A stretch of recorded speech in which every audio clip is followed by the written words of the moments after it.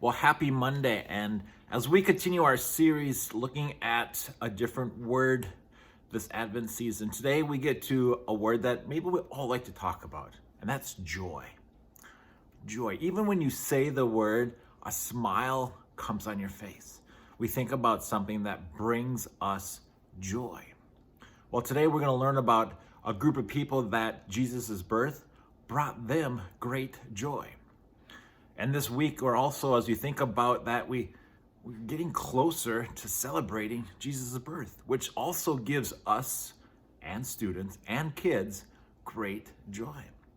Luke chapter 2, verses 2 through 20 really gives us a big chunk of the story. And I encourage you to read it at home on your own, but I'm just going to read a small section here, starting at verse 9 and going to 11. The angel of the Lord appeared to them, and the glory of the Lord shone around them, and they were terrified. But the angel said to them, "Do not be afraid. I bring you good news of great joy that will be for all people. Today in the town of David, a Savior has been born to you. He is Christ the Lord." Think about that joy that those angels gave to the shepherds. But before that, those shepherds maybe were terrified. Maybe if you were there and some angels appeared to you, you'd be like, "What's going on? I'm afraid." But when we have joy, that fear is put aside.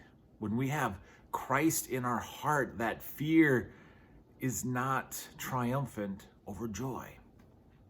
Same with the shepherds here today, that these shepherds were at a peace and a calmness when the angels appeared. They weren't terrified. They weren't afraid. And I want you to think about the role of a shepherd too in a little bit here. Think about them. They are always out in the fields, walking through the hills with their eyes always open, always paying attention to detail, because they never know when a wolf or a bear or something would come and attack one of their sheep. And so they were always paying attention, always alert. And so again, when these angels appeared to them, they weren't necessarily going to be afraid, because they're used to things coming out of the blue at them as animals. Well, think about our faith walk, and where do we sense God's presence?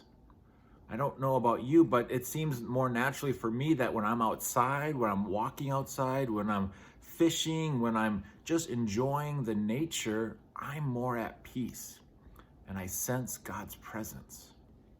I don't know why. I don't know why nature does that to me, and maybe it does it to you too. But the angels, again, came to these shepherds who were outside, who always paid close attention. Well, as we think about that joy, I want you to think about a few things today as we start this week looking at joy.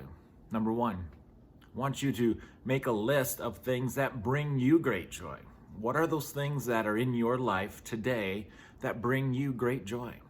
And the second one I want you to do is maybe evaluate how do you know about your surroundings? Are you keeping your eyes open, and are you seeing what's happening? Or are you just going through life over and over in a same old routine and not seeing what's out there?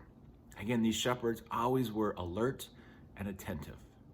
And so maybe my challenge for you is to go for a walk outdoors, enjoy God's wonderful presence outside in nature, but then also to look around and see what are new things that you are experiencing, what are new things that you are seeing or hearing. Because again, the angels came to those shepherds and says, "I bring you great joy. Don't be afraid." So I know there's lots of things in the world to be afraid about today, but I challenge you to look at the joy and to experience that joy, that same joy that the shepherds had, because they had great joy in experiencing the birth of their Savior. Have a great week, guys. We'll talk to you later.